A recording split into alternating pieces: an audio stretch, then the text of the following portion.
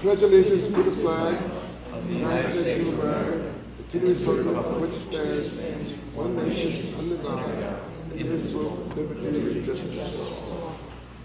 Please remain standing for a moment of silence. Thank you.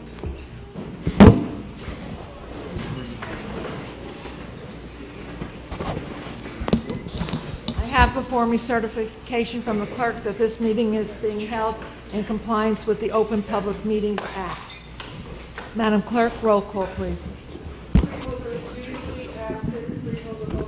Present. Freeholder Clark. Here.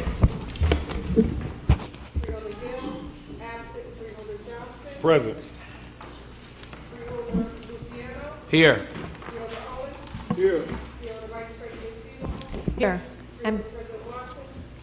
Absent. And before we start, President Watson is absent because today she is celebrating a very special anniversary, and I know you all join with me in wishing her and her husband Lou a very, very special happy anniversary.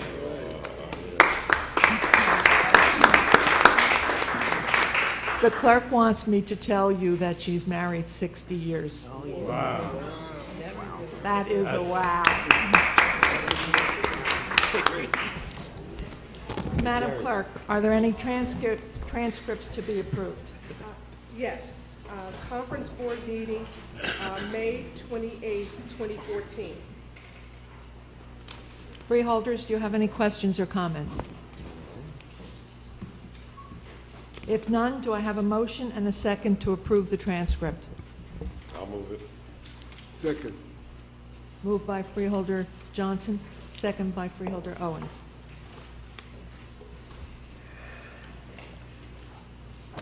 Roll call, Madam Clerk.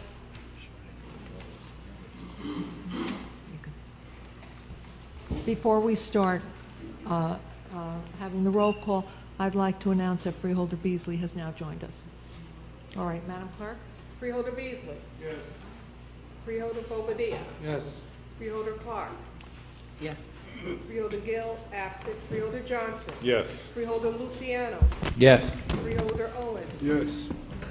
Freeholder Vice President Seymour. Yes. So moved. And Freeholder President Watson is absent. We now move to the public comments session on agenda items. Tonight's meeting is a combined conference board meeting, and we will vote on every item on the agenda. So if there is any member of the public who would like to comment on any agenda item, please come to the microphone, state your name and affiliation for the record, and you have 3 minutes to speak, and we will let you know when you have 30 seconds left. Good evening. Good evening. Good evening. Maybe I can't hear myself. I just have some questions about resolution number 13 about the insertion of items of revenue from the state of New Jersey regarding labor and workforce. I'm sorry, did you put your name on the record for us, please? My name is Viva White. My affiliation is that I'm a resident of Essex County. And it was number 21, resolution number 13. I just wondered how much is actually used for training, because when I speak with people in the community and when they are recipients of Work First, they always say that there's really no money that's available to them for training. Item number 26, resolution number 18, and also resolution number 19, item number 27. Will the manual be made public in regards to looks like a policies and procedure manual for the implementation, one of Home Investment Partnerships Program, Essex County Consortium, and also implementation of the Community Development Block Grant. On resolution number 20, number 28, I just wondered what is extension of a subrecipient agreements is under the Department of Economic Development, Training, and Employment Division. It's just not clarified what is the subrecipient of the Community Block Program. And Number 34 and 39 about resolution number 26 and resolution number 31. It says about bid will be given to the two lowest responsive and responsible bidders, but I wanted to know in other resolutions these bidders are named, and I wanted to know when it will be named before these are given to these individuals, the two lowest persons. So that's all I would like to say. Thank you very much. As a general rule, we do not comment at a freeholder meeting, but you will receive a response to your questions in writing probably within a week. And all your questions have been recorded. Is there anyone else from the public who would like to speak about an agenda item?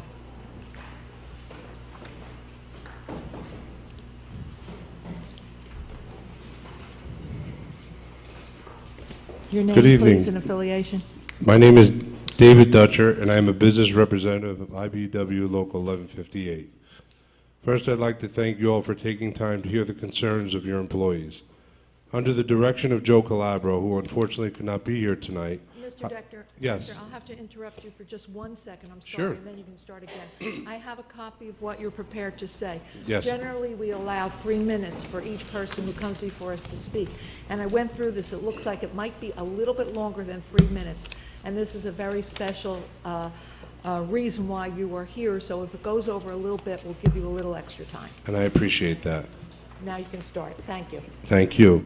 IBEW works tirelessly to represent the bulk of the employees here in Essex County. We are here to bring to your attention a matter that our business manager, Joe Calabro, has been addressing for more than 5 years with the administration. IBEW represents a large number of employees in the Department of Citizen Services, while our union brothers and sisters from CWA represent the rest. Over the years, our employees have repeatedly been asked to do more with less and have risen to the challenge. The staffing levels throughout the county are down by about 35%. Yet the workload has expanded in citizen services by about 60% and is projected to go much higher. Unfortunately, over the years, a serious pay disparity has occurred. The members of IBEW who are asked to leave the County Welfare Division to help the county develop its employment and training unit are earning anywhere from $8,000 to $26,000 less than their counterparts performing the same tasks in the Welfare Division. For the record, our brothers and sisters were told that their salaries would be adjusted to match their counterparts when they accepted these positions. They were told, quote, "Just give us a little time and get this section up and running." To illustrate our point, in 2003, when the employment specialists chose Local 1158 to represent them, there was a very clear disparity between the salaries of a family service worker in welfare and employment specialists in the Department of Training and Employment. This administration, in concert with Joe Calabro, identified this gross disparity and developed an aggressive action plan that brought 70 employees of DTE up to par with their counterparts of welfare within 3 years. IBEW acknowledges and applauds the administration for this. Unfortunately, many of the manager titles were not in place then, and the disparity has never been addressed. So in many cases, the subordinate salaries are equal to their supervisors and/or managers. Let it be clear, we're talking about a handful of people, 10 to 15 at most. Our IBEW employees who deal with clients after they have been certified by welfare walk them through the entire training process, calm clients who have been sanctioned, deal with ever-increasing caseloads, and extremely angry members of the public, all while remaining calm and professional, despite the fact that they know they are being paid significantly less than their counterparts. Let me make it perfectly clear that we take nothing away from our brothers and sisters in CWA, and as they work equally as hard and diligently as our members, this is kind of our point: equal pay for equal work. We have addressed this matter a number of times with the administration, only to be told it needs to be addressed during negotiations. When we go to negotiations, the administration says they cannot deal with issues that pertain to specific groups. It has to be the entire membership. We have employees who are actively looking for other employment, and if anyone here believes that you could just simply hire someone to fill their shoes, I have really bad news for you. The institutional knowledge these employees possess is walking out the door. The ability to know who to call and how to solve a problem or how to calm a client is immeasurable. I can't tell you how many times situations at 50 South Clinton would have erupted into violence if not for the dedication and know-how of our members. I can tell you it happens almost on a daily basis. We know that there is no one-shot solution to fix these problems, but we are asking the freeholders to convene your labor oversight committee specifically for the purpose to begin to find a solution for this problem. As the population in need of assistance grows here in Essex County, so does the need to have experienced, dedicated professionals on staff to deal with and service the clients. I'm sure you've all seen or heard about the lines at 50 South Clinton that stretch over a block or more at times. The county over the years has found itself under a number of consent decrees as the public complained about lack of service. Due to this administration's credit, it has worked to resolve those issues to a large part. IBEW wants to work with this board and the administration to continue to put and keep Essex County first. The way to do that is to treat these members and their concerns with dignity and the respect that they have earned. These members you see here today and their families deserve at least this much. IBEW and its members stand ready to appear before your committee to begin the dialogue. On behalf of Joe Calabro, our business manager, I thank the board for your time. And I thank you so much for your comments. We each have a copy of what you stated tonight, and you will receive information in writing from the Freeholder Board probably within a week. And all of your comments were very, very informative, and I thank you very much for your presentation. Thank you.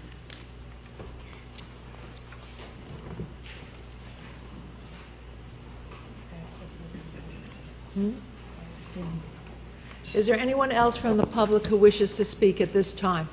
If so, please come to the microphone, state your name, your affiliation, and again, you will have 3 minutes. Good evening. My name is Joe Barr. I am a senior employment specialist within the Division of Training and Employment. I began my career with the County of Essex in 1994 at the Division of Welfare as a family service worker. And in 1999, I was laid off by the Treffinger administration. And it was during that time that I was fortunate to land a provisional position within the Division of Training and Employment as an employment specialist. In 2001, I accepted a permanent position within Division of Training and Employment. After bouncing back and forth between welfare and DTE, I decided to become an employment specialist because I believe in helping people get off of public assistance. And we know that that stymies their independence and it limits their contribution to our community. DTE services has made a powerful impact on all of our communities throughout Essex County. When I came to DTE directly from welfare, I was made to believe that my employment is valuable and that my service is appreciated. A matter of fact, I was literally recruited by the division director at the time was Ms. Linda Williams' staff to return to Division of Training and Employment from welfare. Unfortunately, I have learned during the past 2 contract negotiation periods that this is not the case. My union was told that talks on salary parity for senior employment specialists can and will be discussed during the contract negotiation period. However, the county executive staff refused to discuss salary parity for senior employment specialists and other titles that are similar with my union. Lastly, I am a registered Democrat, and I believe and expect in the democratic process to prevail in every instance. DTE is only 1/5 the size of welfare, and I'm advising you that our county executive has not treated the least of his employees with the respect and dignity that we deserve. I ask you, the board, our board of chosen freeholders, to investigate and to intervene on the behalf of the least of your employees. Thank you. Thank you very much, and thank you for your comments and questions. Is there anyone else from the public who would like to speak?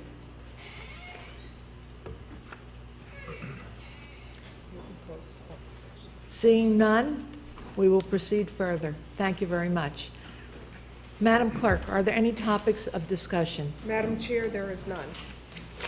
Thank you. We now move to resolutions 1 through 5, and you may read them into a record at a later time. Mr. Chiella. Will you please explain the resolutions 1 through 5? Thank you, Madam Chair. They are all coming out of the Office of County Counsel. They are all agreements. The first is with the Essex County Prosecutor's Office. I'll run through them briefly, and then I'll ask our counsel, Dolores Capitola, to come up and explain the crux of each of the negotiations. They all pretty much follow the same pattern. They're 4-year agreements, 2% each year for the first resolution, which is the International Electrical Brothers Electrical Workers Election, Local 1158, Prosecutor's Clerical Office. We have the Communication Workers, Local 1081. We have the Communication Workers, 1081, the professionals. We have the Public Employee Supervisors Administration. And we also have the Public Service Employees Union Supervisors. And it's followed, and those are the 6. I'll have Ms. Capitola come up. I would like to just mention to the board that Ms. Capitola is in her 33rd year of service to the County of Essex. She will be retiring around the 1st of August. We will miss her dearly. We do have someone who is pretty much shadowing Ms. Capitola that will take over her responsibilities once Ms. Capitola retires. But we are looking to fill very large shoes with Ms. Capitola. And at this time, I'd like to invite her up to the mic, as well as Ms. Grace Spencer. Thank you, Mr. Chiella, and you took the words right out of my mouth, because I was going to say that unfortunately we're going to be losing Dolores Capitola because she is retiring effective August 1st from the Office of County Counsel, and she has done an absolutely wonderful job for all the years that she has been working here. I'm sure she will teach Grace Spencer to follow in her footsteps and keep up the wonderful work. And we wish you well, Dolores. Thank you. Thank you for your kind words. I appreciate it. Dolores Capitola, Office of the County Counsel. The first contract is with the Prosecutor's Clerical Unit. It's a 4-year agreement. Wages are June 1st, 2%, 2014, and the next 3 years, January 1st, 2% each year. Continuation of the increment program. Chapter 78 language. The next agreement. Could you please speak into the microphone? Yes, I'm We're sorry. having a little trouble picking it up. Okay. The next contract is with the CWA Local 1081 clericals. Again, a 4-year agreement. June 1st, 2014, a 2% increase. January 1st, 2015, 16, and 17, also a 2% increase. Continuation of the increment program, Chapter 78 language, and a change in the ability to earn time, to use your earned time. Instead of just a full day or half a day, it's now also a quarter or 3/4 day. Exact same terms for the next contract, which is CWA Local 1081, but the professionals. The third agreement is with the PESU, that's the Supervisors Union at Welfare. The wages are the same, June 1st, a 2% increase. January 1st, 2015, 16, and 17, also a 2% increase.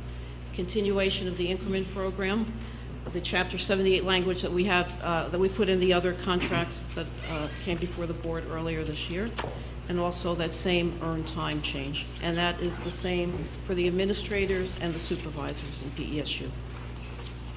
Thank you very much. Thank you. And thank you for all your hard work. Okay, thank you. And I'll just introduce Grace Spencer. She'll be replacing me at the end of, starting at August 1st. Okay, thank you. Yeah. Chair. Wait a second. Dolores, don't go too far. I'm sorry, I thought you were going to ask Assemblywoman Spencer to say hello. I'm sorry. My apologies. This is certainly Ms. Capitola's moment, and this is her day, and I don't want to take anything away from that. Recognizing that she does have large shoes to fill, I'm looking forward to the opportunity to be a part of the county government and to continue providing the same service that she has provided for almost, hopefully, as long as she has. 33 years. That's an awful long period of time, but certainly I hope that my tenure here is as good as the one that she's at. Thank you. Well, thank you, and welcome to the county staff. I just had a question Mr. for Ms. Capitola. Mr. Parlavecchio, questions, Yeah, comments? just a quick one, Ms. Capitola. It's common in all of these agreements, the change in the use of the earned time. Can you just explain that? I know we Yes. talked about it offline, but I think it's a novel approach. I think it's something that benefits both sides of the table on this. Earned time would include sick time, vacation time, comp time. Right now, at least with vacation and sick time and personal days, you have to take either a half a day or a full day. So if you have a doctor's appointment, you have to, instead of just being able to leave an hour early, you have to take a half a day, which means the employee loses time, and we lose the benefit of having the employee work for the other 3 hours. So if you have to leave an hour earlier or 2 hours earlier, now you can take a quarter day, or if you have a doctor's appointment or a family emergency, whatever, and you don't want to take a full day, you can take 3/4 of a day. So I think it benefits the employee, and it also benefits us because we have more ability to staff our facilities. Thank you very much. Mr. Parlavecchio, any additional comments or questions? No, my only comment is a personal one, that my dealings with Ms. Capitola and her role here have always been excellent and outstanding. She always provides the information we're looking for. She is a really outstanding professional, a wonderful person individually, and she will be sorely missed for sure. Thank you. Thank you, Mr. Parlavecchio. Thank you. Mr. McInerney, I questions, comments? certainly, not, I think the resolutions speak for themselves, but I'd be remiss in working with Dolores for the last 27 years, not to say something. So I too wish her luck in the future and life after the county. She's been a tremendous help to this board and has approached everything she's done for the board with a great amount of professionalism and dignity. And best of luck.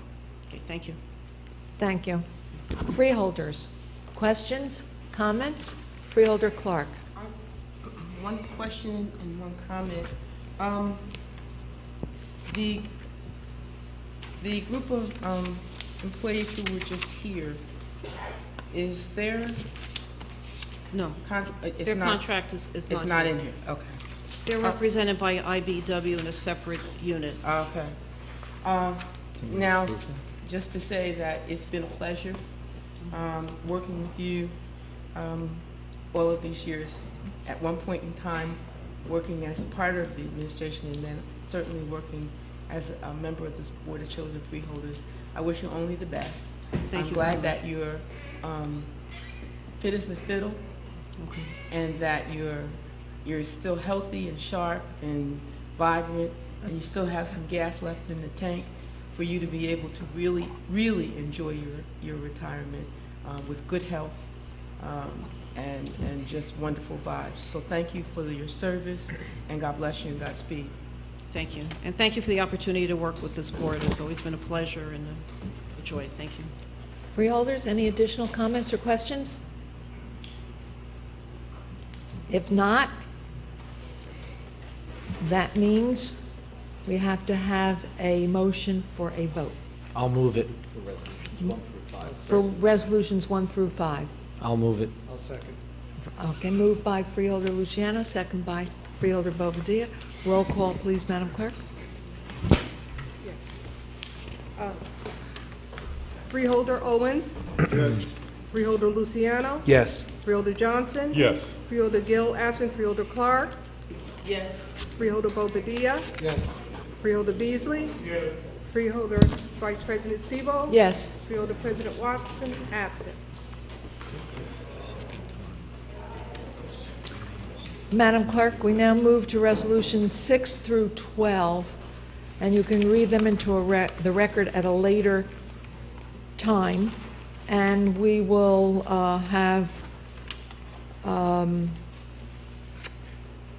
we'll have Mr. Giella explain resolutions 6 through 12. Thank you. 6 through 11 are actually all insurance-related. With us, we have our new risk manager. I'm sorry, it's through 11. I made a mistake. Go ahead. We have No, he Mr. just corrected me. I'm sorry. Okay, I made an adjustment. Great. They all are insurance-related matters. Our risk manager, Ike Jenkins, is here, and rather than recite what each one policy will cover and the rates, I will ask Mr. Jenkins to come up. We also have representatives from our brokerage firm to answer any additional questions that the board may have on the various insurance coverages. He'll go over the coverage, the premium, if it's an increase or decrease over last year, and if there are any major changes in the coverage. Mr. Jenkins? Thank you. Good evening, Madam President, Board of Children Freeholders. I will begin with the excess general auto and law enforcement liability policies presented by or Give your provided name, by. please, and your affiliation for the record. Sorry. And see if you can speak into the mic a little more. Sorry. Ike Jenkins, County Risk Manager.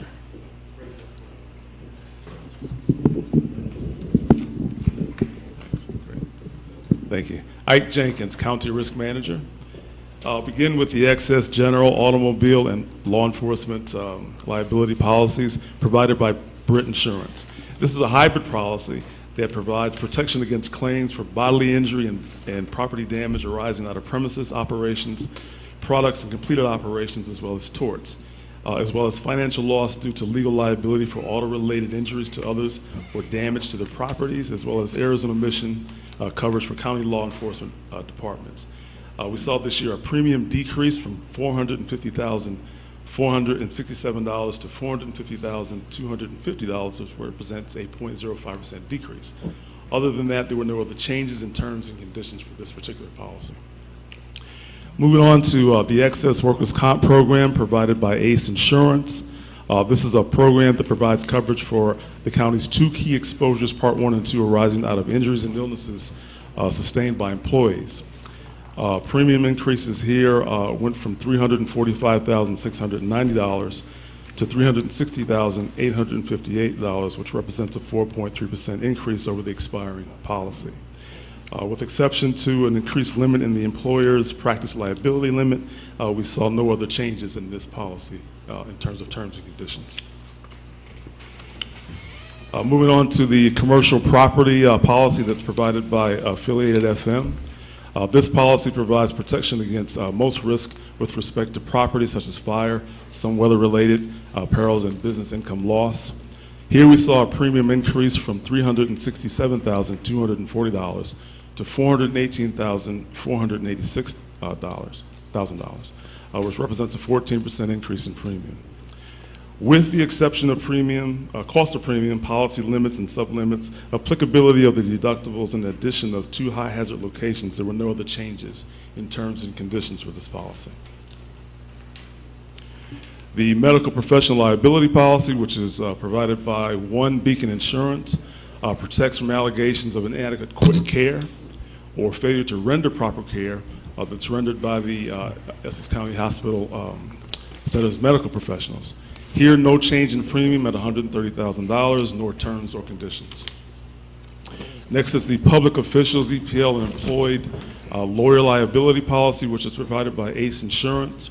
This is a policy that provides liability coverage for errors and omissions of public officials, as well as employee-related claims, employment-related claims. Here we saw a premium increase from $108,329 to $111,145. Again, no changes in terms and conditions.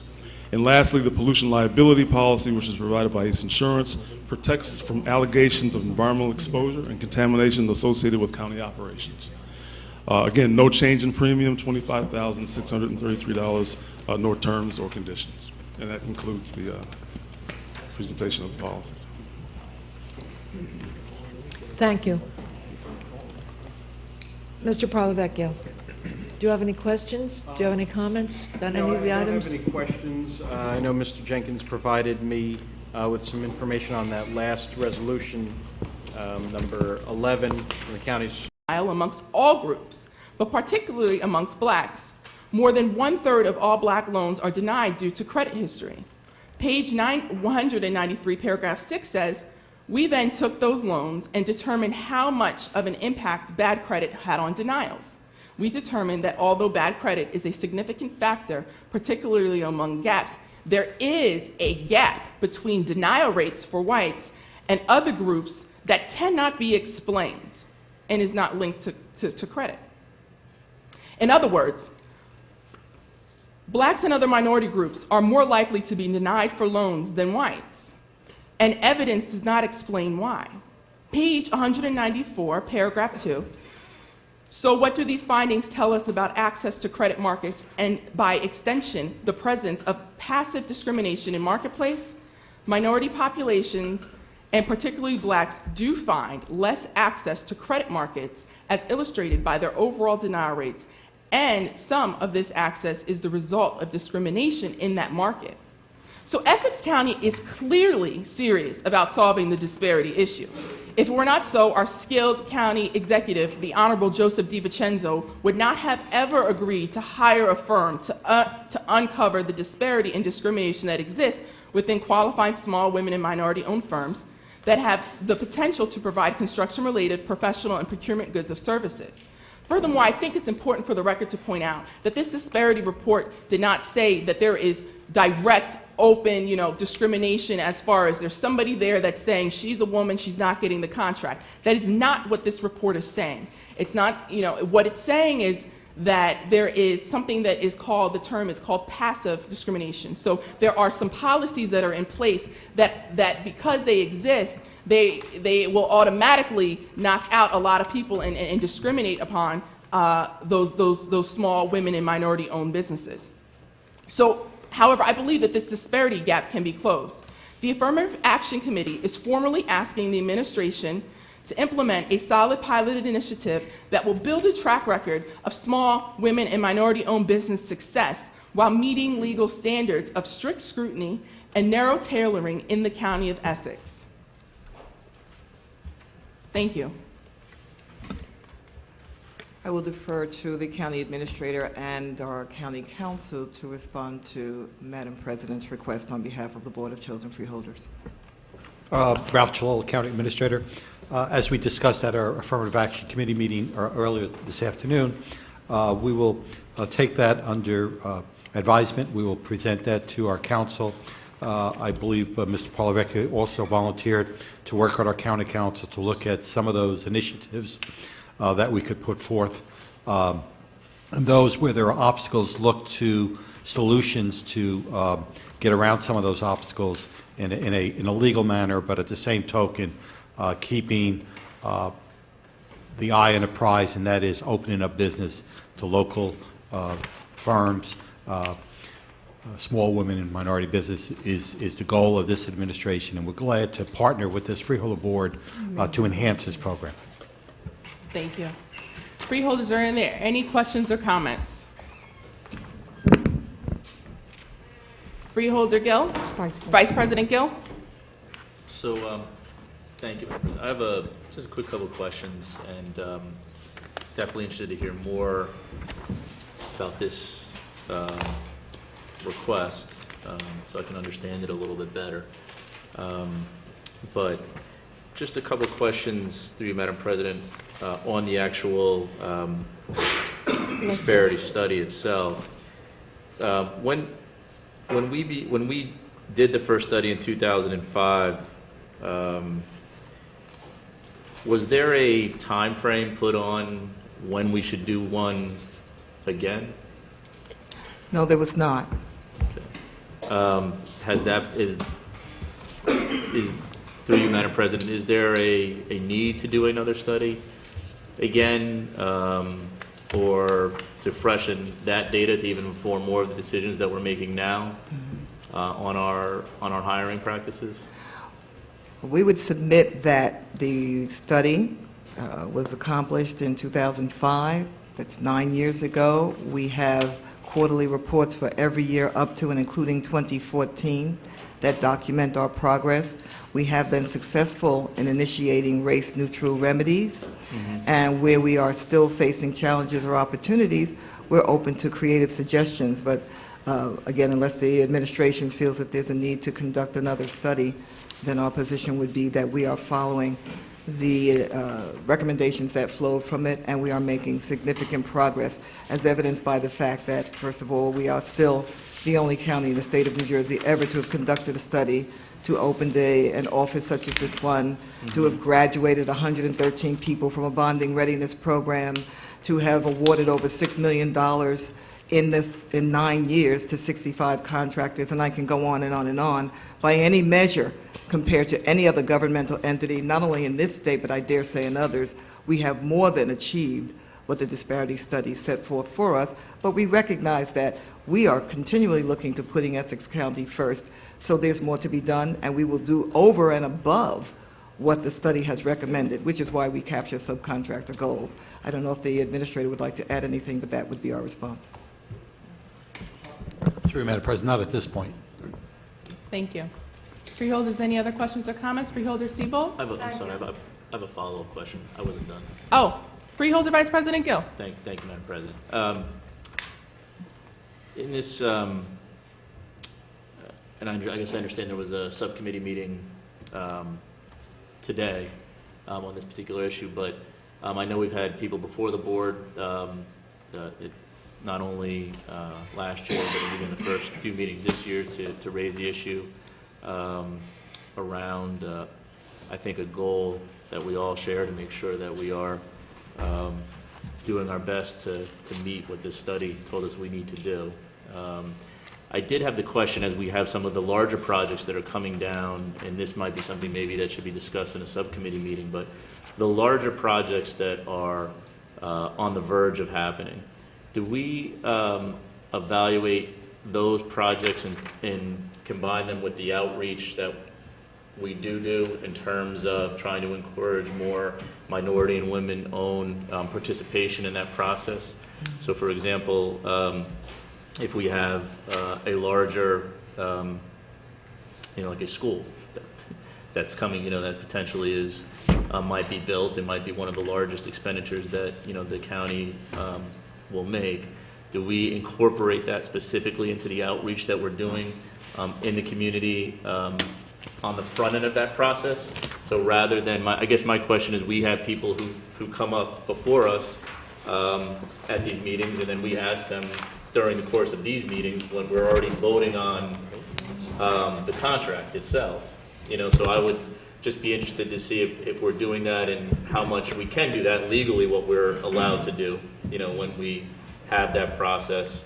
And then finally, this will be my last question, also if there were a wish list for your office, in terms of additional resources of things that you would like to be able to do, and even if some of those things cost money, what would they be?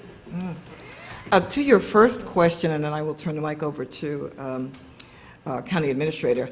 At a Public Works meeting, I'm sure our County Administrator recalls this, I put your first question squarely to the County Executive and said that on the upcoming school project, we recommend an outside monitor to ensure that there is the participation of minorities and women on the project, and he said absolutely. So that goes without saying. What will happen, and I'll speak more about it going forward, but what will happen is that we'll publish a request for proposals to actually find the most qualified, ready, willing, and able contractor to monitor that project, because we don't have the resources in-house to do so. Mr. County Administrator. Just to add to that, the new proposed vocational school will be a project that the vocational school will contract out. But we did indicate, and we are pretty satisfied that a outside monitor will be contracted to oversee that project, similar to the large correctional facility that was built here in Essex County. We had an outside monitor to monitor not only the subs, the primes, the workforce, as we also did with our psychiatric hospital. We had an outside monitor to monitor the goals of the project, and we envision that same process to take place with the new high school proposed. In response to your second question, we can always use more resources, but let me say this. I'm so very proud of this fact. We are very heavily networked. You'll hear more about that going forward. We actually are we're about to launch a pilot mentoring program, and we are going to be partnering with the likes of Turner Construction and others whose names I won't put forward at this time. We're actually going to have a focus group on March 6th with very well-established business owners interested in such a program. It's always great to have people in-house, but we're very widely networked because people come to us. They hear about what we do, and they are anxious to support what we do. We're also going to be partnering with Goldman Sachs 10,000 businesses for those business owners who say to us, yes, you work with startups and you work for those going concerns that want to do business with the county, but what about us? We're in Essex County too. So in response to your question, in-house, yes, that would be great, but as long as we can continue to get support for the networking and outreach that we do, I think we're in pretty good shape. And we are delighted, by the way, to have Jessica Valle with us. She has tremendous experience from Cushman & Wakefield, excellent Excel skills, worked for a small business owner. Her father has an engineering firm. And you use the resources that you have. We're lean, but lots of other departments are lean too. And so that does not stop us. We just, I think, are very fortunate to have, we have access directly to the county executive and to the county administrator to say, and I did this last year, Mr. County Administrator, I need another $25,000 because I want to put out an RFP to create a financial literacy program. Never skipped a beat. You got it. And as long as we have that kind of support internally and the support of this board, people who come to us like Freeholder Johnson and say, listen, come out and speak, or like Freeholder Jones who says, come out and speak to our various groups, then we're going to be fine. We're going to be fine.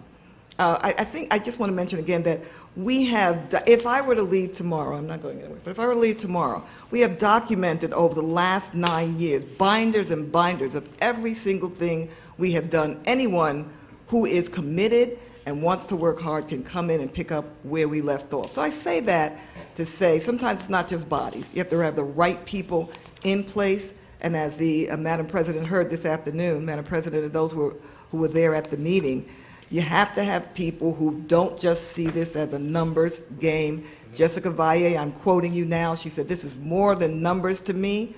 I've lived this my entire life. I'm committed, and that's where we're coming from. But thank you for your concern, and no, I won't turn down extra help. Freeholder Seabolt. Thank you. I was a freeholder before the disparity study took place. I was a freeholder before Deborah Collins was hired. We have come a long way from where we were before, and Deborah has done an excellent job. I'm not saying that we can't move even further ahead, but Deborah has done a terrific job being the director of the Small Business Development and Affirmative Action Department. And Deborah has many seminars and many workshops, and I've gone to many of them, and I would encourage everyone to go as much as possible because it's really wonderful to see Deborah actually at work with people who want to do business with Essex County. And I'm seeing more and more people who want to have contracts with Essex County. And I think it's wonderful that we are moving in that direction even more under Deborah's leadership. Thank you. Thank you, Freeholder Seabold, and for your continued support. I mean, you are always at our events. You greet our audience, you encourage them, and this means a great deal to them. We tell them that while the county administrator signs the contracts, they have to be approved by this board. So it's important for them to see the faces of the people who are, in fact, responsible for approving, voting and approving contracts. Thank you so much for your feedback. Freeholders, any other questions or comments? Got one on the other side. Freeholder Vice President Gill. Thank you, Madam President. Just one more follow-up, and again, would echo the comments of Freeholder Seabold in terms of the job that you've done, and there's no doubt in my mind that I know because I have sent people to your office the type of service that you deliver. So you should be commended, for that. It just again, come back into the school. So we have a monitor who will help assist that to make sure that we're doing that. And then is there an opportunity, do we do any additional outreach? I guess if the monitor comes back and says we need to do more, what happens at that point? How do we handle that within the process? Because again, when I think of a project of that magnitude, it's a great opportunity, maybe not for a prime, but definitely for subcontractors and others, great opportunity for them to be a part of that work. And I guess my question is twofold: is one, how do we do that legally within the the confines of the law to make sure that, which has been talked about here as a general policy rule, that people who are going to be on that specific job, or the workers across the board, are going to be reflective of the diversity that we want to, that exists in this county. We want to see that diversity exist, and the actual people who are going to build that project. So, a little two-part question. One, what do we do when the monitor comes back? And even before the monitor, with a project of that size, is there anything else that we could be doing to make sure that we're getting the word out that this work is out there for specific types of companies to bid on? A lot of this is making sure that we go to other events as well. Just case in point, just happened today. I actually sit on the Essex County WIB Board, which is now a combined Newark and WIB Board, and Dexter Hendricks, who's with Turner Construction, was there and said, listen, we've got this project going in Newark, and we're talking to the unions, and what we know we need to do is offer math classes because there's going to be a math test. There's an opportunity right there. If I hadn't been there, I wouldn't know that. That's going to go up on our website. We're going to work. I went right up to Dexter and said, how do we help? How do we get in on this? This is not something that we pull out from the nothingness. We literally go back to our business owners after every single seminar and say, okay, what did we do right? What didn't we get right? What do you need? We will present what you need. So that's one thing. We certainly are going to keep our ear to the ground to make sure that we're helping to get, I wouldn't have known that, but for the fact that I went to that meeting today. So when the subcontractor comes back and says, okay, we need X, Y, or Z, which often happens, and thank you for allowing me to mention that on March 6th, Marge Perry, I don't normally give the name, but Marjorie Perry of MCM Construction is going to lead a workshop on construction management practices, best practices. The timing couldn't be better as we get ready to work on this huge project, and we already have very good registration for that. So we understand what's coming down the pike because we sit in on the county's public works meetings, and then we start planning. What do we need to do to get people ready so that there's a pipeline? We know they need OSHA 10. I said to our OSHA trainer, is OSHA 30 what people need? He says, no, because that's really for kind of inspectors, and you need to get more people with OSHA 10 certification so that they can get onto the work site. I didn't know that. I know it now. And as a consequence, we'll be offering more OSHA 10 programs. So we take the feedback from them because they are the subject knowledge experts. We are not, and we defer to their judgment when they recommend to us what we need to do in response to their findings. Got it. Freeholders, any other questions or comments? Freeholder Toro. I have a comment simply that I am in full support of this new initiative and pilot. I know it was one of your campaign platforms, and I applaud the whole committee, Affirmative Action, for doing so and working so hard on it. But also I want to bring to light that I believe it brings our numbers up in economic development, which is the committee that I chair, and I have a meeting with you next week. So, look forward to how we're going to tie it all together, working together. Thank you. Thank you, Freeholder Toro. It's interesting that you should say that because today we spoke about how, when we are showing more support and finding innovative ways to make it so that more women, small, minority-owned businesses and contractors can get work, that kind of, gut punches the unemployment rate. By giving that kind of opportunity. And unemployment is a serious issue. So thank you, and thank you again for the Freeholder Richardson.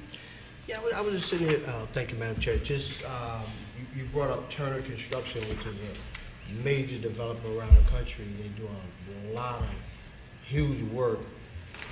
And as we talk about this pilot program and these kinds of things, Turner would be an excellent partner to mentor some of these smaller contractors who don't have the cash flow that they do. So if, we can have those conversations with Turner around a pilot project that they can be the paymasters on for these smaller contractors to get them on these jobs and then to give them these opportunities through affirmative action and these small minority business opportunities. I think they would be an excellent partner.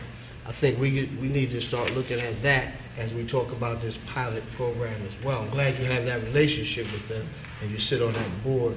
So I think there's some symmetry here where we can really create this pilot program as Turner has money longer than train smoke. That's a great idea, and we will pursue it. Thank you. Any other questions or comments, freeholders? Well, thank you so much for the administration. You all have been extremely, respectful to our request, and it wasn't easy coming through a 300-plus page document, but this is something that I take very serious, and I hope that we will see these initiatives and the pilot program succeed in some way or form under the letter of the law. So with that said, Freeholder Johnson. I would like to commend you on the job well done and going through it and coming up with some of the questions and some of the even solutions to it. So I have to commend you on the work you've done on it. Thank you, Freeholder Johnson. So we're going to move on to public comment on agenda items. Now, these are for agenda items only, and for the members of the public who are hearing, Ms. Collins, thank you so much. And for the members of the public who are hearing this evening, who are here this evening, and for those at home watching TV, tonight's meeting is a board meeting, and we are going to vote on items on our agenda. So that's why you'll hear us voting constantly. These items on the agenda were discussed in great detail at last week's meeting, except for resolution number 8 and 43, which have been withdrawn by the administration. So at this point, on agenda items only, if there's any member from the public who wishes to come up and speak, please do so. You'll have 3 minutes. State your name and affiliation. Hearing none, Madam Clerk, let the member.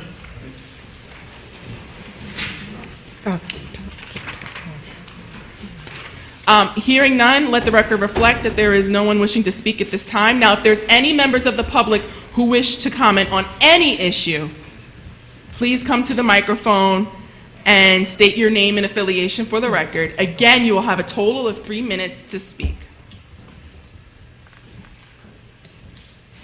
Good evening. My name is Tom Purrier. I'm the president of the Oranges and Maplewood NAACP. I was sent here this evening because of Ms. Collins. We were told of Ms. Collins' report. We're concerned about the lack of diversity that has been going on. Madam President and the board, I'm very pleased to hear what you said this evening and looking forward to the follow-up. My concern, however, is when will Ms. Collins' report be in the public domain, and can copies be obtained without filing an open report? It's public, so he can just contact the clerk's office. Okay, we will give you that answer in writing. Ms. Collins did step out. It belongs to us now. Okay. Yes, we'll get you that answer in writing. Rob, is there any way that maybe Ms. Collins can come back just in case? We'll try. Thank you. Are there any other members of the public that wish to comment on any issue at all? Please state your name and affiliation. You'll have 3 minutes. Good evening, Madam President and the freeholders and the staff. My name is Joy Freeman. And my address, you said? No. Oh, Name and affiliation. I'm from Weequahic Park Sports Authority, the executive director. And I'd just like to say thank you for the opportunities that we have moving forward. We're looking forward to working with the county and the freeholders as well. Thank you. Thank you. Are there any other members of the public that wish to speak at this time on any issue at all? Okay.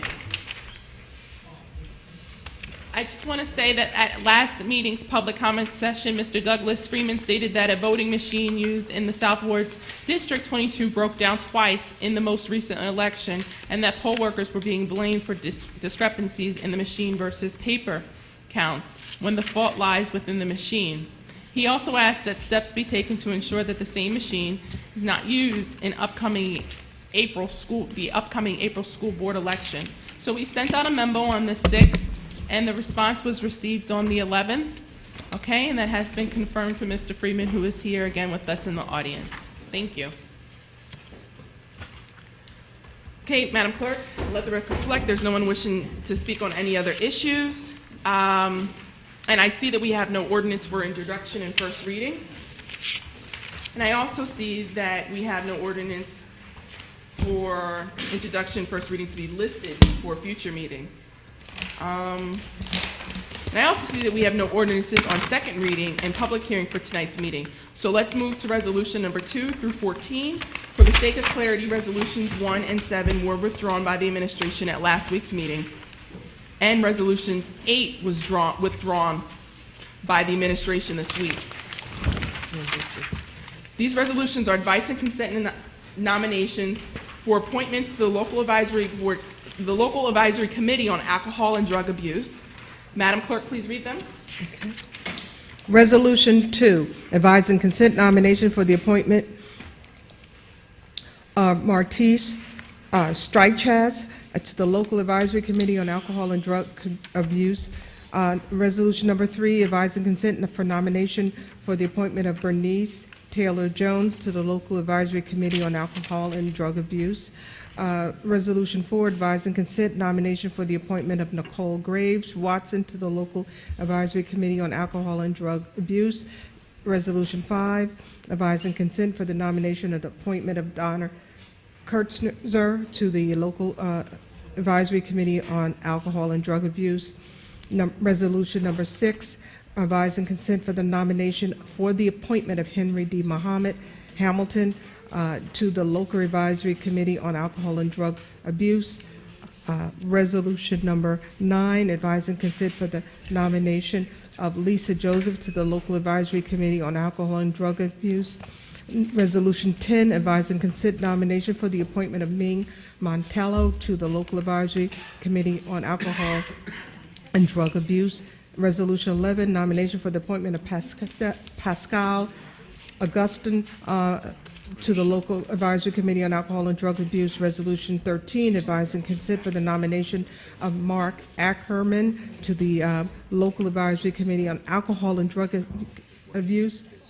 Resolution 14, advise and consent nomination for the appointment of Louis Garley to the local advisory committee on alcohol and drug abuse.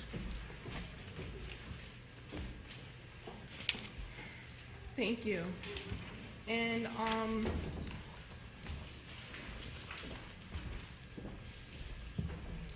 think I'm going to read this one first.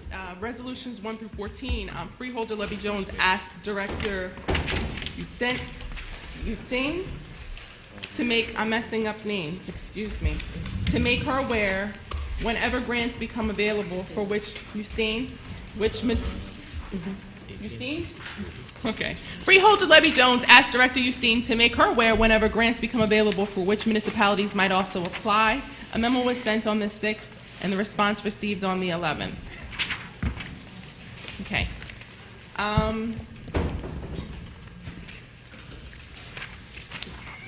Mr. Chalala, as you know, we met with all the nominees last week, except for Ms. Joseph, and I understand that she's here with us tonight. Can you please explain her nomination and introduce her to us?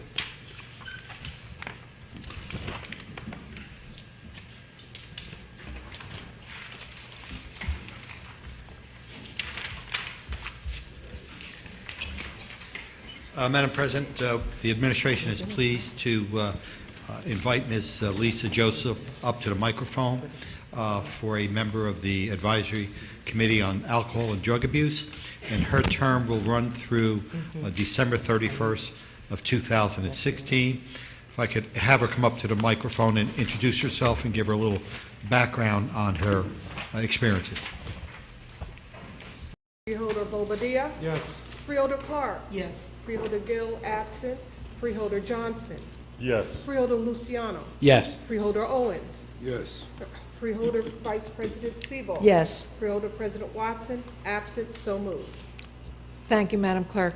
Resolution number 17 has been withdrawn by the administration. So Resolution 18 through Resolution 22 are all dealing with the Department of Economic Development, Training and Employment. So, Mr. Chiella, could you start with Resolution 18? And the freeholder clerk will read it into the record at a later time. And could you please start with each one and explain, starting with 18? Madam Chair, Alan Abramowitz is going to continue. Resolution 18, Economic Development, Training and Employment, Division of Housing Community Development, the Policies and Procedures Manual for the implementation of Home Investment Partnership Program, Essex County Consortium. The U.S. Department of Health and Human Development requires administrative policies and procedures to ensure home funds are used in accordance with the program requirements. We have John Soares here to explain if needed.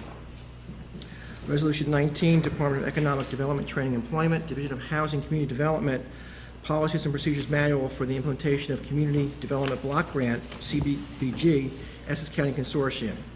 Essex County Consortium Policies and Procedures Manual for the CDBG program is required by the United States Department of HUD. The manual will be sent to all 18 municipalities that comprise the consortium. Essex County municipalities except Newark, East Orange, Irvington, and Bloomfield, they have their own funding.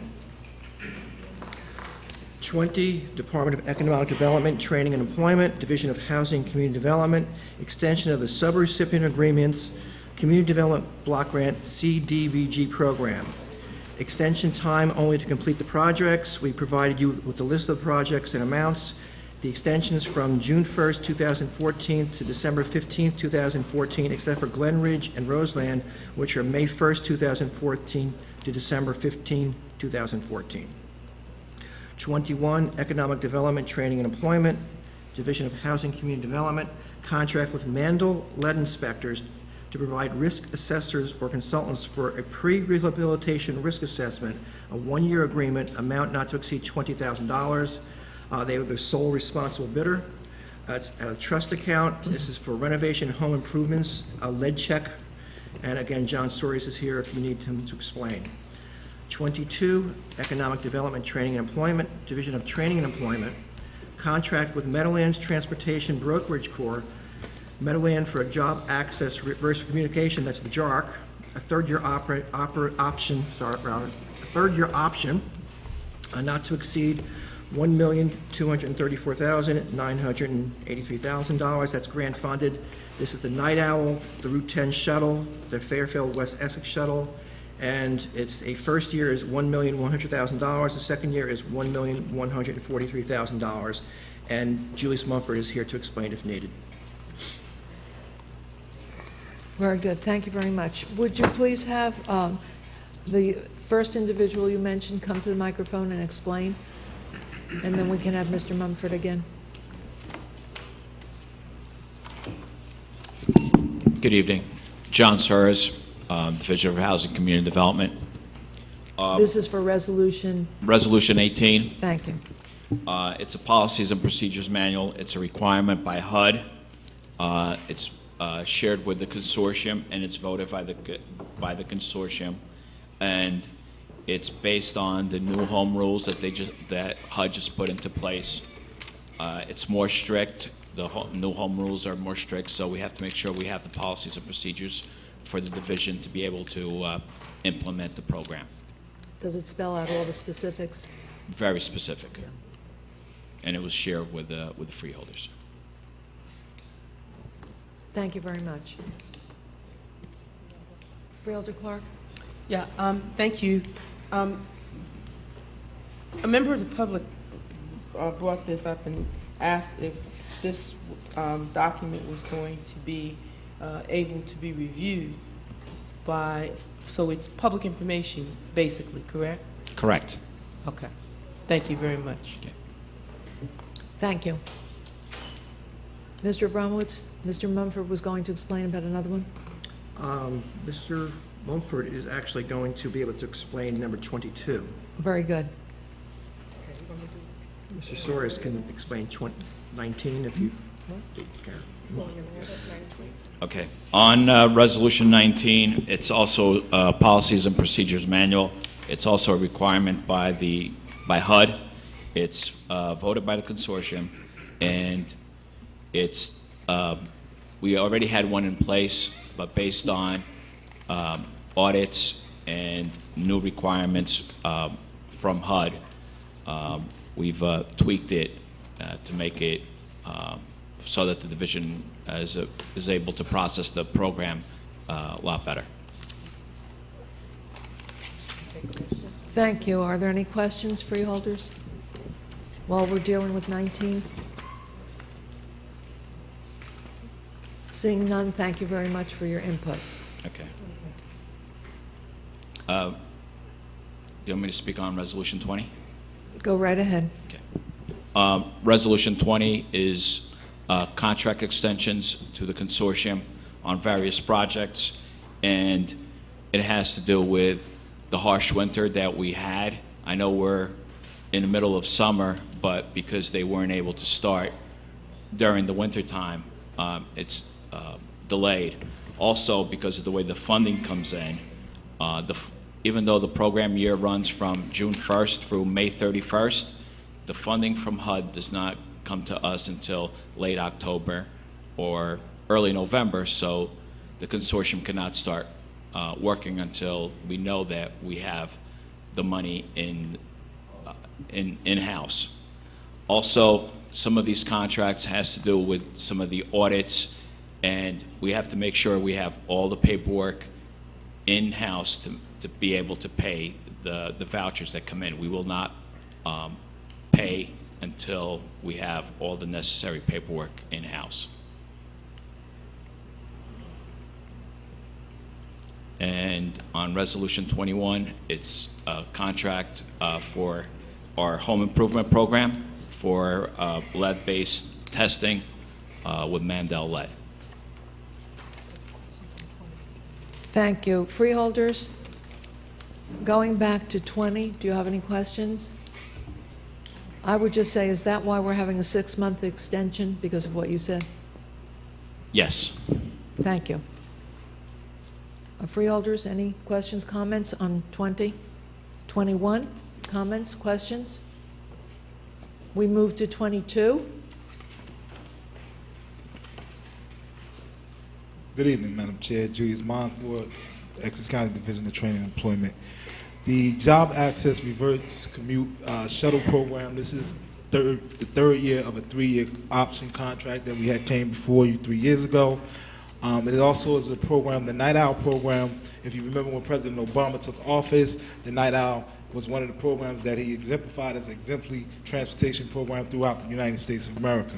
This past year, we had 74,000 one-way trips.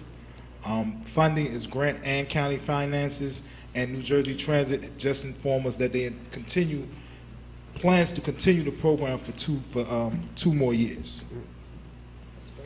Thank you very much. That's just wonderful, because we're all very concerned that this money does come in and does continue, so we can have this job access reverse commute, the transportation for all the people. And I know that Michael Vieira works hard on this particular aspect. Absolutely. And Also, I thank you for being here to explain it. Madam Chair, I just want to also put on record that Mike Vieira, because of the JARC program and the work that he does with transportation, National Transportation Agency just awarded him with a transportation award for outstanding leadership. I already explained under that to transportation. but it's okay, we can hear it again.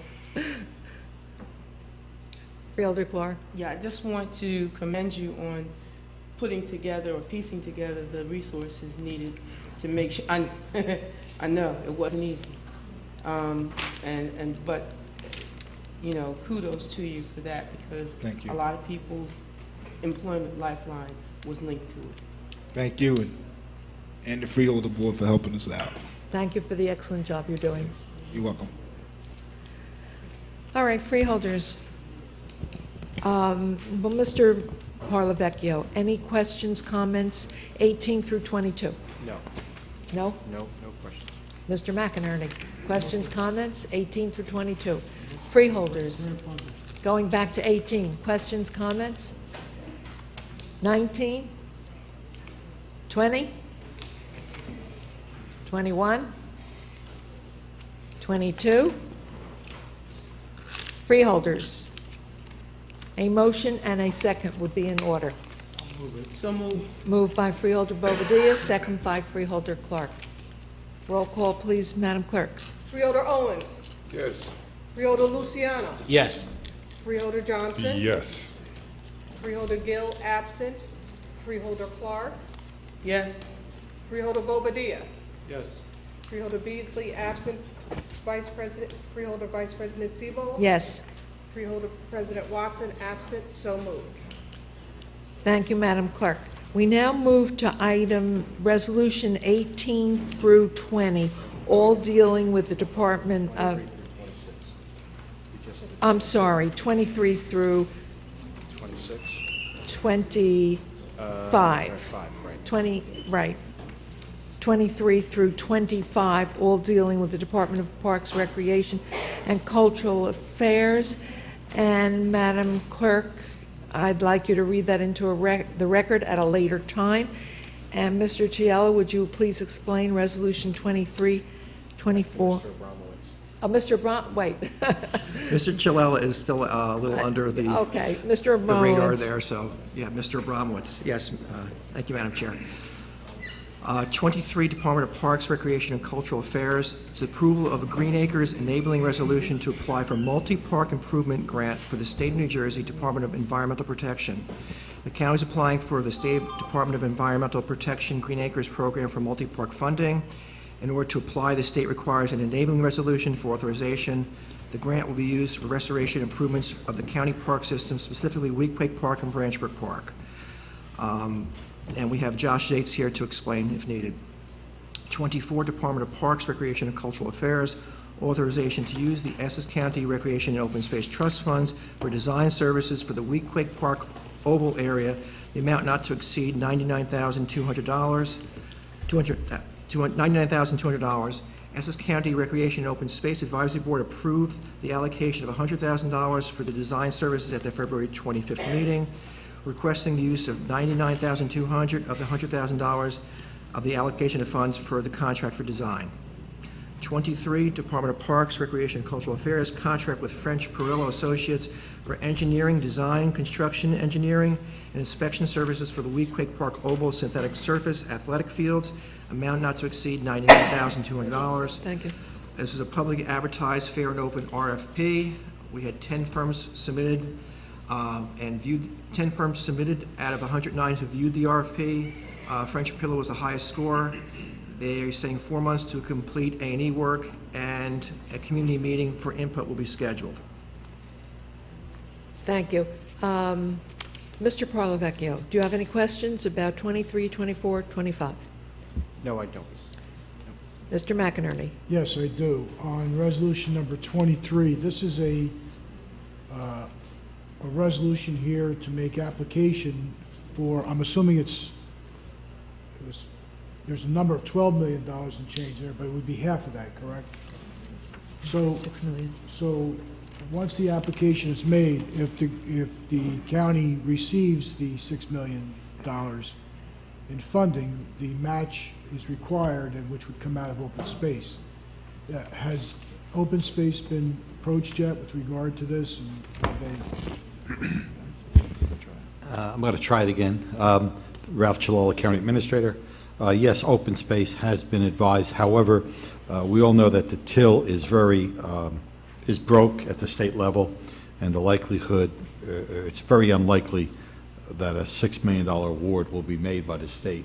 It'd probably be more realistically in the $1 to $2 million range, and we understand that, but we are putting in for the greatest amount that we possibly could. that only makes sense. So that said, but the question, has the Open Space Trust Fund approved the possibility as a match, or are you waiting to get approval first and then going to open space? Traditionally, through you, Madam Chair, we make application, this board approves the application to Green Acres. Green Acres will then make the grant award. We will then go through the process of through the Open Space Trust Board to allocate the matching shares for those awards that were granted. And it's kind of like putting the cart before the horse, unless we know what we're getting funded for. Majority of this funding that we're asking for is for Weequahic Park. So the Open Space Trust Fund is well aware that the biggest improvements that will come out of this multi-park grant will be the Weequahic Park project, and that'll be matched by open space dollars. Okay, thank you. You are.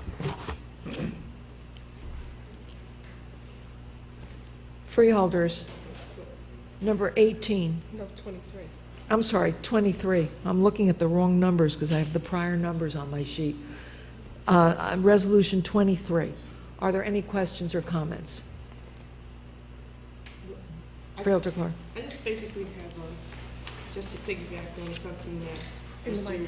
Yeah, can't hear you, Freeholder Clark. Just to piggyback on something that Mr. McInerney and Mr.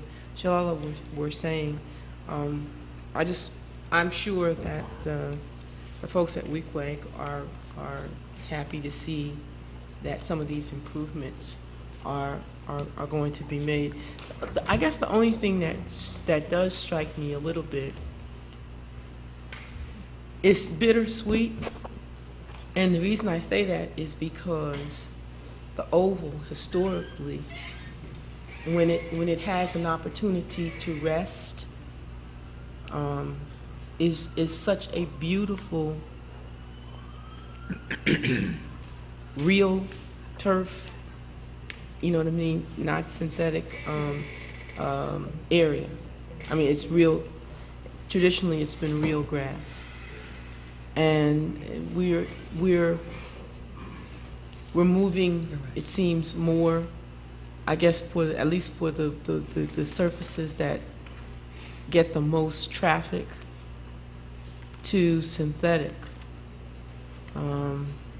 which eventually it has a finite lifespan and it's going to have to be, it'll have to be replaced again. So, but I'm sure that it's going to look beautiful when it's laid down. It's going to look as pretty as the ones at Anderson Park and all of the other locations that we have it.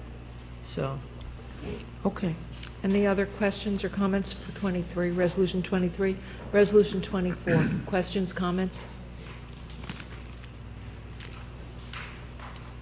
Resolution 25, questions, comments?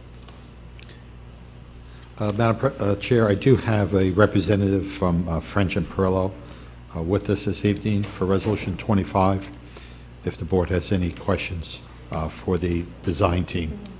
I'd like to see him come up and talk to us. And Mr. Piga? All the work he's done for the county has been outstanding.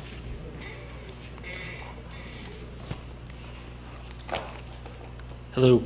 Hi there. Mike Piga from French and Perillo.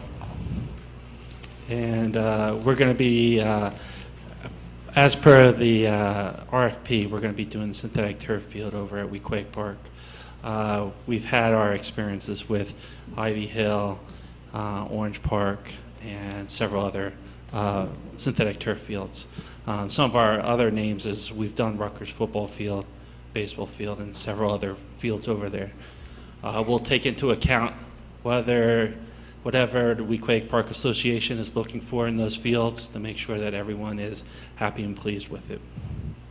And I can only speak from my own experience because I've been around the county to see all the work that the company is doing, and it is outstanding. So you are to be complimented for the great work that you do. Thank you. Thank you. All right. All right, freeholders, are there any comments or questions about item Resolution 25? If none, it would be in order to have a motion and a second at this time. Moved by Freeholder Owens, Is there a second? I'll second. Second by Freeholder Johnson. Madam Clerk, roll call. Freeholder Beasley, absent. Freeholder Bobadilla, absent. Freeholder Clark. Yes. Freeholder Gill, absent. Freeholder Johnson. Yes. Freeholder Luciano. Yes. Freeholder Owens. Yes. Freeholder Vice President Sebo. Yes. Freeholder President Watson, absent. So moved.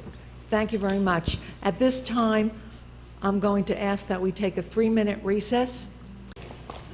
We now move to resolutions 26 through 31, all dealing with the Department of Public Works, of Engineering and Fleet Management.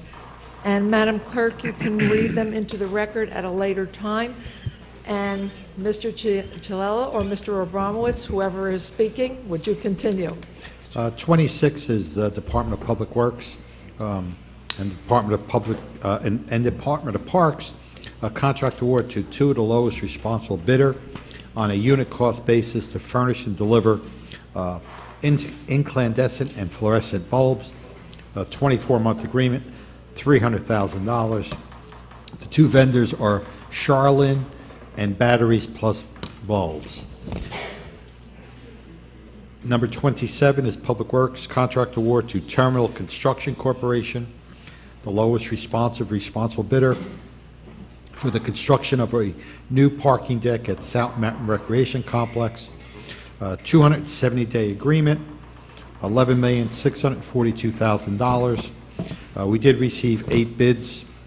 This is being funded out of our capital funds, as well as the PGLP loan program that we've had many work sessions on. In your packet, you may notice that the insurance certificate might have expired June 30th, but we did get an updated insurance certificate from the vendor. And we do have the president of the company as well as the project manager for the parking deck with us from Terminal. Resolution 28, contract award to Shawger Property Services for the demolition of the old Public Works building, a 180-day agreement, $1,552,532.71. This is for the demo of the old the old fleet management and Public Works facility up at Bradford. The vendor has been with us before, Shawger. They are WBE, and we do have a representative from Shawger with us this evening.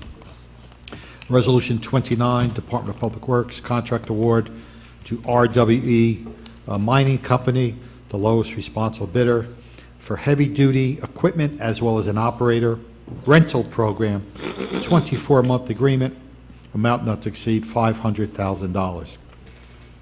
I would want to point out to the board that this is an open-ended, as-needed contract. In the case of an emergency or a disaster, this is a precautionary measure if we do need to bring in any heavy equipment or operators in the event of such a disaster. There was no funds spent under this contract on the last year. Resolution number 30, Department of Public Works, contract award to T-Slack Environmental Services for the repair services of our fueling stations throughout the county. And Resolution 31, Public Works Division of Fleet Management, contract award to two of the lowest responsible bidder for auto and light-duty truck parts, 24-month agreement, amount not to exceed $400,000. The two vendors are PA Auto Parts and Samuel Incorporated, trade by Bywise Auto Parts. And this is coming out of the Public Works' operating budget, and it's on an as-needed basis. Thank you, Mr. Chilela. What I'd like to do is when we discuss Resolution 27 and 28, if the individuals from the company could come forward, I would appreciate that. In the meantime, Mr. Parlavecchio, do you have any questions? More comments. Each of these contracts that's being let was put out by public bid, and each of these vendors submitted the lowest responsive and responsible bid. So I know that is often a preferred method of contracting, so each of these 6 contracts are all public bids. Mr. McInerney. With regard to resolution number 27, this number comes very close to what the administration basically had indicated, prior to when we first saw the schematics and the plans for this. We had estimated that it would be around $12 million. That said, this is fully funded out of our general capital account, but again, the number is probably just a little bit less than, or it's definitely around what we thought it would cost. And this takes I forget exactly what it is, but it takes, I think we lose 112 spaces to gain. Recall what that is? 432 or something along that line? I believe you're correct. Dennis is nodding his head, yes. And we need it.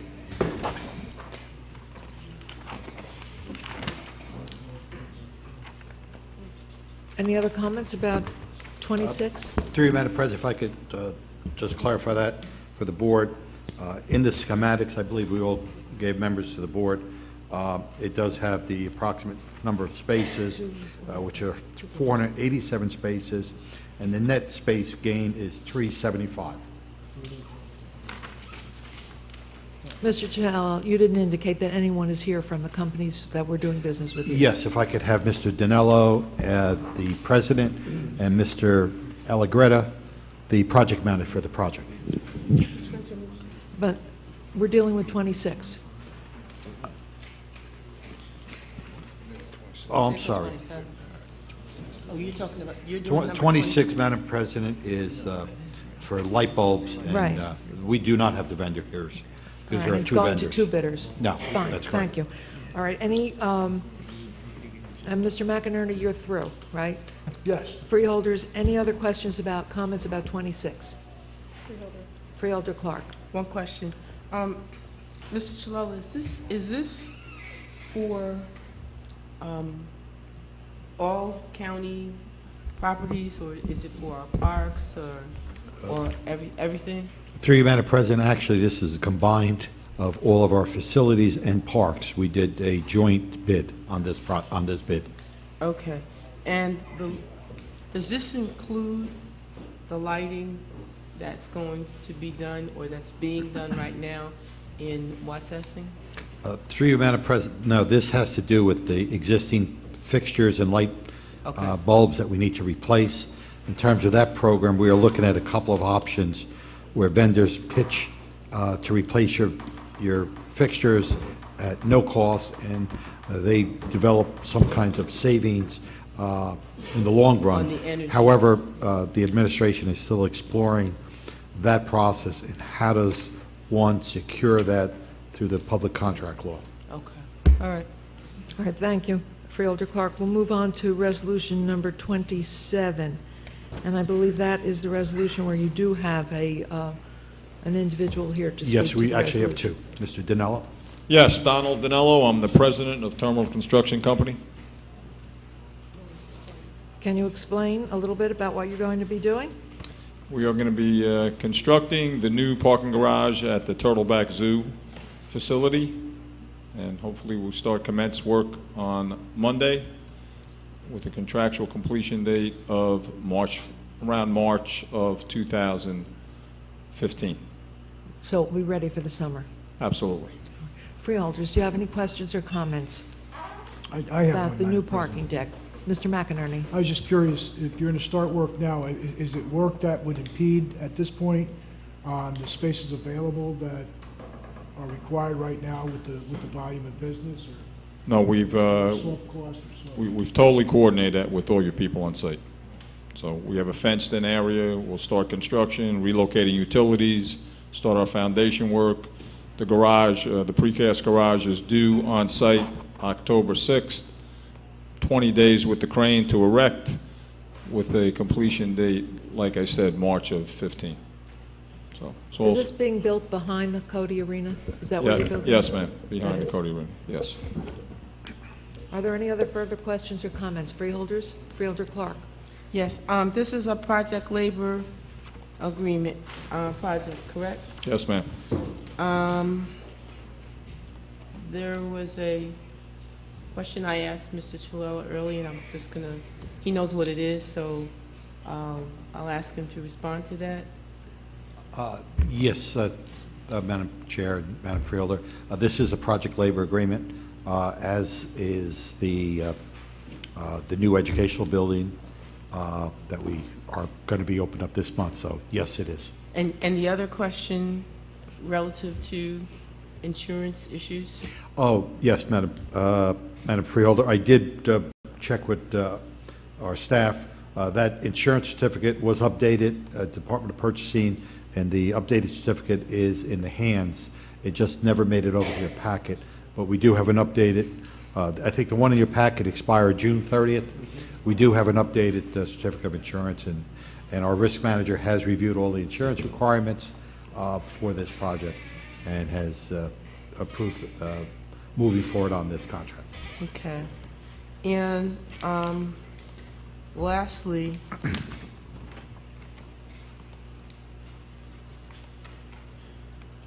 is this precast? In other words, it's coming in. Yes. It's coming in sections. Correct. So, did you do the other garages? No. No, we did not. But we've built a number of garages, but not on that site, no. Okay. So this will be the first time that you're doing one for Essex County. Yes, ma'am. But we've done a tremendous amount of work in Essex County. Right. I mean, exactly. Right. It's not that you haven't built a garage before. No, it's just that this is the first time. This is our 10th one. Okay. So we built a lot of garages. We've built a tremendous amount of work. We built Newark State Prison. We were the contractor on Newark State Prison. We did the monorail at Newark Airport. We did the transfer station that takes you from Newark Airport to Penn Station. We've done a number of schools. We did sewage treatment plants. My dad did all the public housing in the 60s, 50s, and 60s. We built the Rodino building in Newark. So we've been in business 70 years. Then I guess you just told us about your body of Yeah, work, we- and right. that gives it to, no. And that's I'm only in glad Essex you- County. Okay.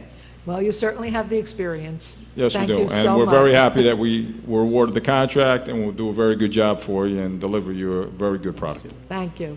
Thank you. Well, your Freeholders, other any buildings other- are still standing, that's for sure. Yes, thank you. Freeholders, any other additional comments or questions? We look forward to seeing the completion of the project. Thank you very And we look forward much. to all of you coming and looking at the job. So Very come and good. visit us. Thank you. Thank you. All right, we move on to Resolution 28, and that is the Shawger Property Services. Madam Chair, Yes. this question 28. Once a building has been, We're doing Resolution 28. Is your question for 28? question on 28. All right. And I believe we have someone here from the Shawger Property Services? Yes, if Clarence So come up perhaps to they the can mic. come forward, and perhaps your question needs to be directed to this individual after he speaks. Yes, no? Go right ahead. Good evening. Clarence Nathaniel Skynes III, Administrative Assistant and Operations Coordinator for the Shawger Group, Shawger Property Services. As you're well aware, we've done multiple projects for the county, and we look forward to this project as well. This is the Department of Public Works building located in Cedar Grove. This is the phase 2 for this project. A new building is in the midst of being erected from phase 1. We're continuing on that site location and doing some drainage, new electrical, some irrigation work, paving, new lighting, and as well as new hangars, which is a major component. These are storage structures that are to, there are 4 of which, to aid with the fleet. Also, there's some concrete work and some other minor site repairs. Thank you. Freeholder Owens. No, I was going to ask what they did with the property after with the struck, they tore it down. I wanted to know what was happening with the land. Does the land become, it goes back to the county, I'm sure, but is it available for sale or things like that? Well, the phase 1 portion erected a new structure. If I could answer that, all of it is on our fleet management grounds. If you're up on Bradford Avenue We normally hold our recycling events. The older structures where we do all of the repairs of vehicles, and our snow department is up there, our plows, our larger equipment, all of the roadway, bridge and culvert operation works out of there, our mosquito division works out of there, our roadway light signals, traffic signals, all housed up there. It's a large piece of property. There's a lot of storage of equipment, as well as fleets that are no longer in need of use. That'll be going off to auction. So that old hangars where we did the repairs will just be reclaimed for additional ground storage and parking for the department. But the entire parcel of land will still remain in the hands of the County of Essex. Thank you. You're welcome. Freeholder Owens? Yes, thank you. Freeholders, any additional comments, questions? Freeholder Clark? Just, you said that there was going to be some drainage. Is it, I guess through either you, Mr. Chilello, or to you, sir, are those going to be enhancements to what's already there? I mean, we're tapping into stuff that we already have there, or are we putting down new stuff? How's that going to work, and how's that going to affect? We do have a breakdown. This is to tie into the existing drainage. There's some new catch basins, new inlets, things of that nature. Okay, so you're tying into the existing Yes. infrastructure. Yes. Freeholders, additional questions, comments? Well, I've seen so much of the work that you've done for this county, so I'm sure you're going to continue to do an excellent job here also. Thank you very Thank you. much.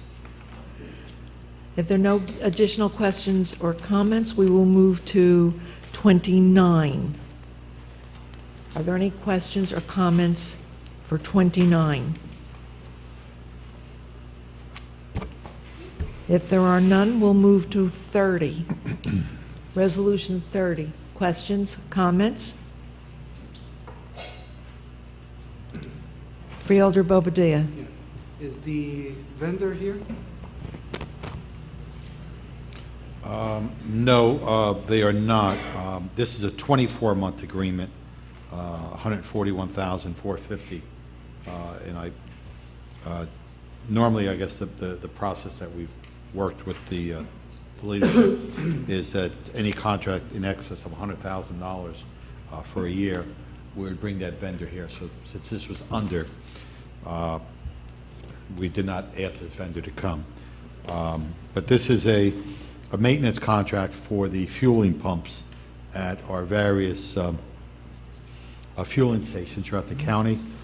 We need to maintain them as well as make repairs on them from time to time. And this is on an as-needed basis. There's a breakdown for material allowance under this contract for $30,000, and there is a service technician rate that is also bidded on this project. Would you happen to know if the vendor is qualified to do a hybrid station maintenance of this sort? Or can you find out for us? I will find out and we'll get back to the board, yes. Thank you. Additional questions, comments? Just one last question. Mr. Chilello, Freeholder do you know how Clark? much we spent on this contract in the past? Yes. Last year, we spent $149,250. Okay. So we're actually I should say under the last contract, so, yeah. So we're anticipating a little less. Yeah. Okay. All right, we now move to Resolution 31. Are there any questions or comments, freeholders, for 31? I have one question. You know what, we bid out mechanical services. So, but I guess there's a specificity that comes with these particular vehicles. Is that it? Through you, Madam President, the way our fleet management operates, is for the benefit of cost savings. We put out 2 bids. One is for the actual mechanical work, and the second is for the actual parts. Ah, okay. So rather than Got a it. vendor marking up parts, Got it. we've kind of taken the Okay. tiger by the tail and. Understood. Okay. Understood. All right, if we have no further questions or comments, a motion, a resolution would be in order to move Resolution 26 through Resolution 31. We need a mover and a second. I'll move it. Moved by Freeholder Bobadilla. Is there a second? I'll second. Second by Freeholder Johnson. Roll call, Madam Clerk. Freeholder Owens. Yes. Freeholder Luciano. Yes. Freeholder Johnson. Yes. Freeholder Gill, absent. Freeholder Clark. Yes. Freeholder Bobadilla. Yes. Freeholder Beasley, absent. Freeholder Vice President Sebo. Yes. Freeholder President Watson, absent. So moved. Madam Clerk, please read Resolution number 32. Madam Chair, Freeholder Bobadilla.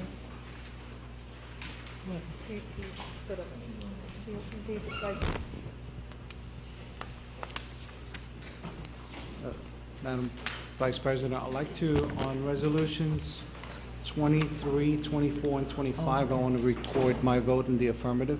Very good, thank you. Thank you. Resolution 32. Resolution 32, Department of Administration and Finance, Office of Purchasing, addendum to the lease agreement by and between Iron Gate Associates and the County of Essex to provide 253 parking spaces for the Office of the Prosecutor and Superior Court employees at the Gibraltar Building, September 15, 2014 through February 28, 2015, amount not to exceed $152,920.41. Mr. Chiara? Yes, Madam President. This resolution, all we're actually doing is trying to make the agreement with the Iron Gate as well as the lease agreement coincide in dates. These are for parking spaces that we need to provide at our Gibraltar building for the prosecutor and Superior Court employees. So we are just trying to coincide the dates and have them end concurrently. And they will go from September 15th of this year, and they'll expire February 28th of 2015. At that point, we will then rebid the parking spaces for both those agencies. Mr. Provocchio? Mr. Chilella, when you say coincide with the other contracts, is that for other spots within that same lot or same area, or is it just other parking contracts that we have?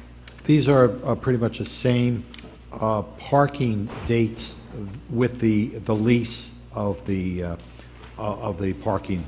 So to have one expire at a month earlier or 6 months earlier, we'd probably get a better bang for the buck if we go out for 250 spaces at one time versus 180 or some other lower number. Got it. Thank you. Mr. McInerney, do you have any questions? Freeholders, questions, comments? Seeing none, we need a motion and a second. Freeholders, can we I'll have a move it, motion, Madam please? I'm sorry, I didn't hear a motion. I'll move it. Moved by Freeholder Luciano and second by Freeholder Owens. Madam Clerk, roll call, please. Freeholder Beasley, absent. Freeholder Bobadilla. Yes. Freeholder Clark.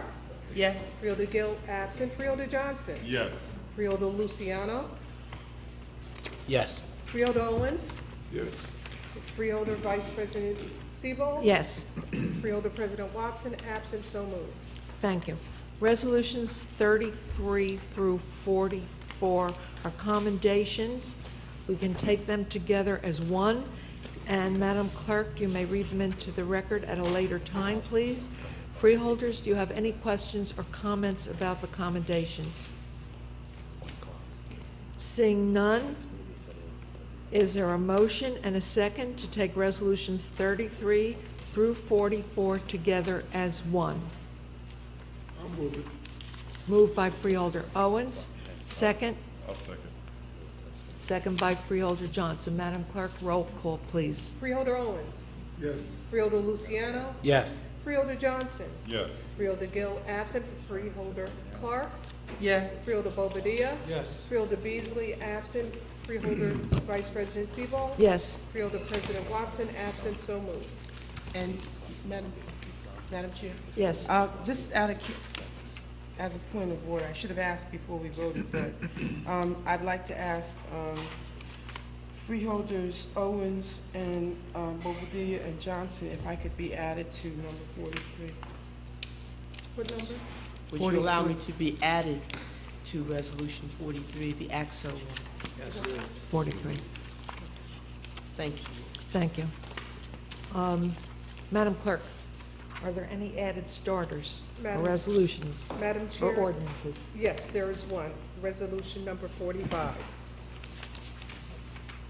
Could you read it, please? Yeah, Resolution 45, Board of Chosen Freeholders, contract with General Code to provide services and hardware for code supplementation and Novus Agenda Video Services, date of award through July 31st, 2017, amount not to exceed $63,505. Freeholders, questions, comments? I'll ask Freeholder Deborah Davis Ford to please explain to you. Clerk. The clerk, I'm sorry, what did I say? Freeholder, oh, okay, clerk. Madam Chair, this resolution is regarding, in 1984, a resolution was passed to, in 1994, a resolution was passed to update the administrative code. And as a result, General Code was contracted to begin work on updating the administrative code.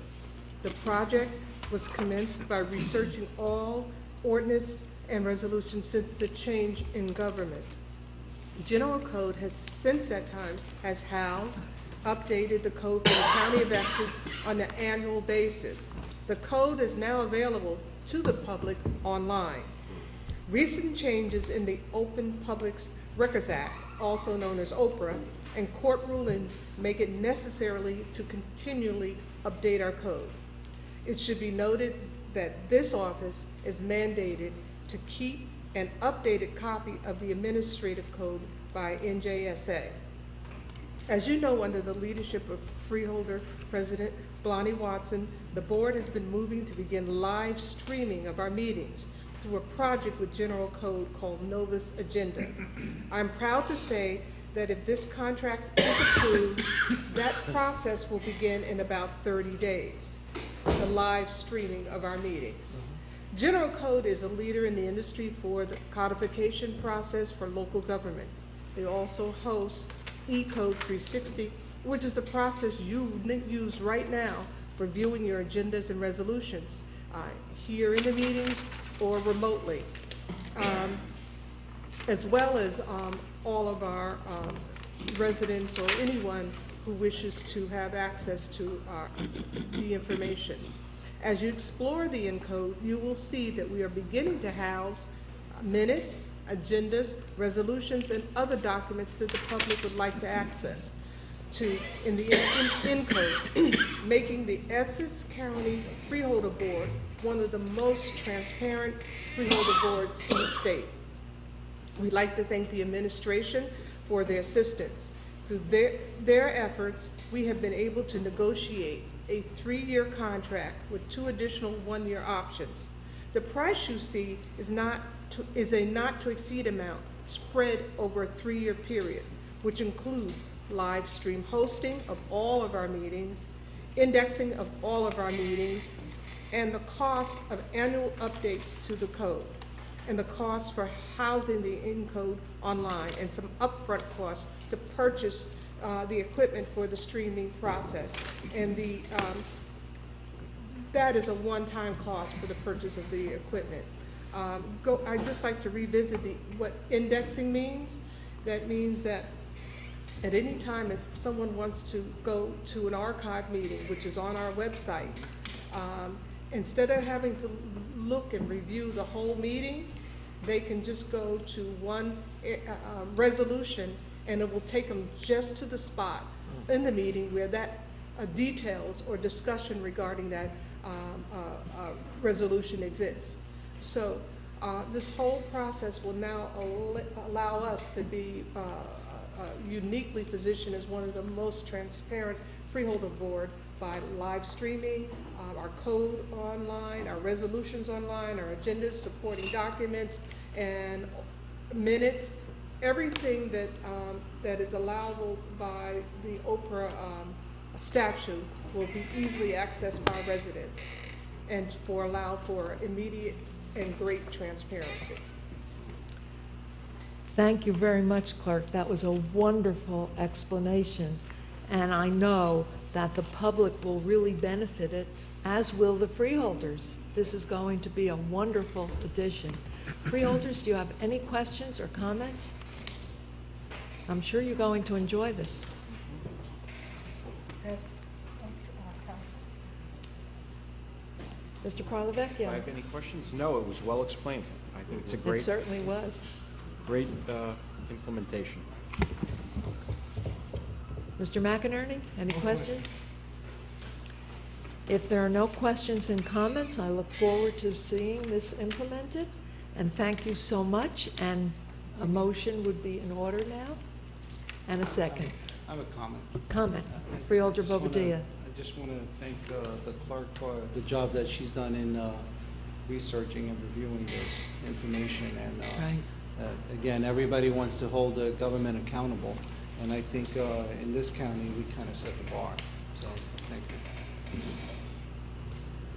If no other comments or questions, A comment Freeholder that, Owens? we can take pride in what we do as freeholders, Right.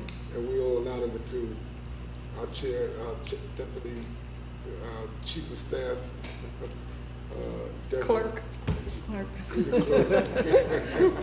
sorry, we get the title wrong, Debbie, but, Clerk to the Freeholder to Board. you, Debbie, I called her a freeholder now. You do a great job, and it makes us all look good. Yeah. Thank you. At this time, we would need a motion and a second. I'll move it. Moved by Freeholder Bobadilla, second by Freeholder Owens. Roll call, Madam Clerk? Freeholder Beasley, absent. Freeholder Bobadilla. Yes. Freeholder Clark. Yes. Freeholder Gill, absent. Freeholder Johnson. Yes. Freeholder Luciano. Yes. Freeholder Owens. Yes. Freeholder Vice President Sebo. Yes. Freeholder President Watson, absent. So moved. Are there any reports about board committees? Are there any legislative reports? Written communication? Unfinished business? New business? We now come to the public comment session. Madam Clerk, we move to the public comment session. If any member of the public would like to address the board on any issue at all, please come to the microphone, state your name and affiliation for the record, and again, you have 3 minutes. Seeing none, Freeholder comment session. Freeholder Clark. Yeah, just to say that I'll be attending the NACO conference, and the Northeast region will be convening, and they've asked, I'm a member of that steering group, and so they've asked us to come prepared to discuss 2 issues that we feel in the Northeast are most critical, and that NACO should be focusing on. And so I'm asking you now if you have 1 or 2 that you would like for me to put on the national radar screen. One of them, obviously, that comes to my mind is obviously transportation funding and how that can come back to counties. I know that we have a tremendous, I mean, most people in the Northeast find that to be a very, very pressing issue because we have such need for roadway infrastructure improvements. And we suffer from brutal winters, and this past winter was even harsher than most. And so the roads are pretty much torn up and really need some work. I just wasn't sure exactly. I kind of thought that that would be one that we would all pretty much have a consensus on, but I wasn't sure what the next one was, and I don't know, Mr. Chilella, what's on your radar screen that you'd like for me to really put on the national radar screen? I think if you could add healthcare to that, we did meet earlier this week with John Donadio, the president, and I, who's NJAC.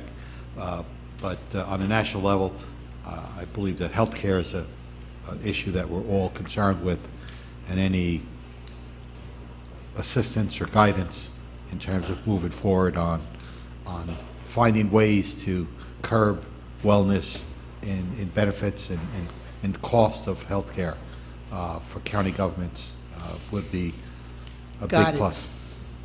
Okay, well then, those are the two that I'm bringing to the table then.